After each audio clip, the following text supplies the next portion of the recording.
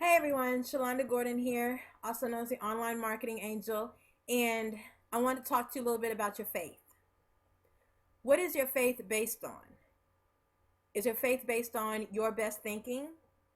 Is your faith based on the millionaire that you're connected with that's coaching you?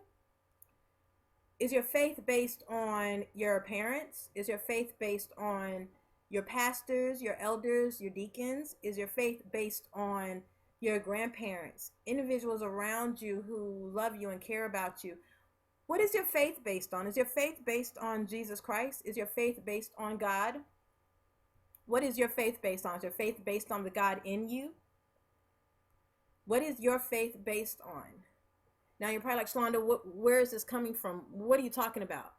I've had to come to the realization lately that I really had to reevaluate my faith. It's one thing to walk the walk and I mean, ain't really walk it, but talk the talk. You know what I'm saying? Talk about oh faith, and it's so easy to have faith when things are going well. It's even easy to have faith when you see where things are coming from.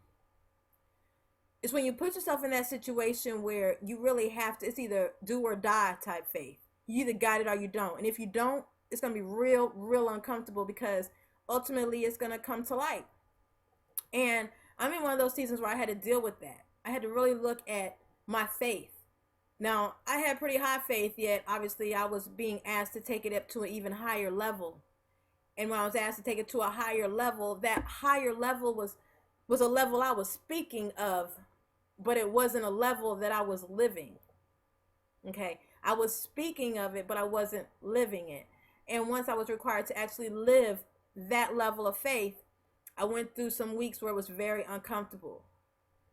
And and honestly, I had to really make a decision that, you know what, I have this kind of faith. If I didn't, I wouldn't be in this situation. So I'm going to stand on the faith I know I have and the things that allow me to keep that faith. Now, Shalonda, what are the things that allow you to keep your faith? Well, I am a Christian that has a relationship with the Lord. So I get up at 5 a.m. and I talk to God every morning. I read my Bible every day. I study it. Actually right now I'm in Joshua 6, actually, about Jericho.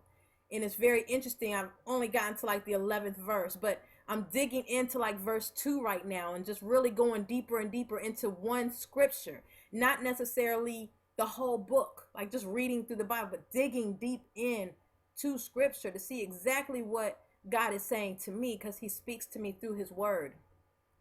I'm an intercessor, so I pray often. Ironically enough, when I got taken to that place where I had to dig into a deeper faith, when I had to show that my faith was what I was speaking of, how about I stepped away from that prayer life? I stepped away like, well, what's going on? What's going on, right? I'm sure some of you were like, yeah, that's happened to me before too, right? And then I was like, wait a minute. It only took a second for me to realize, yo, you going in the wrong direction, homie. You got to turn it back around, turn it back around. Go back where you go back to where that faith is. Where are you getting your faith from? What is your faith in? What is your faith in? This video right here wasn't one I was going to do. It causes me to become a little bit more transparent. And I don't mind doing that. It's just kind of interesting doing it into a camera.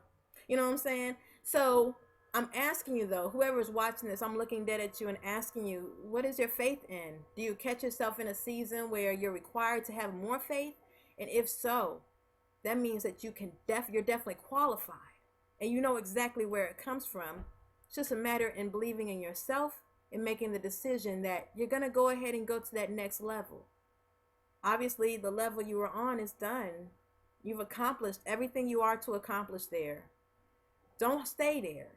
Go into the next season. Take that faith and take it and hold on to it. My pastor at my grandpa's church used to say, take a rope, throw it over, tie a knot, and hold on. You know what I'm saying? Take that faith and hold on to it and walk into that new season and begin to make the accomplishments, have the successes that are in that place.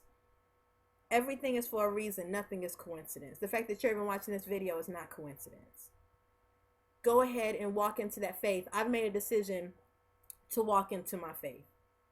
Walk into it. What I've been speaking, I live.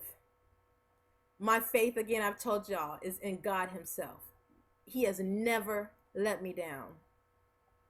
My concerns aren't that he won't take care of me. My concerns are that I won't be obedient when I'm supposed to be. I won't hear him when I'm supposed to be. I won't move when he says move.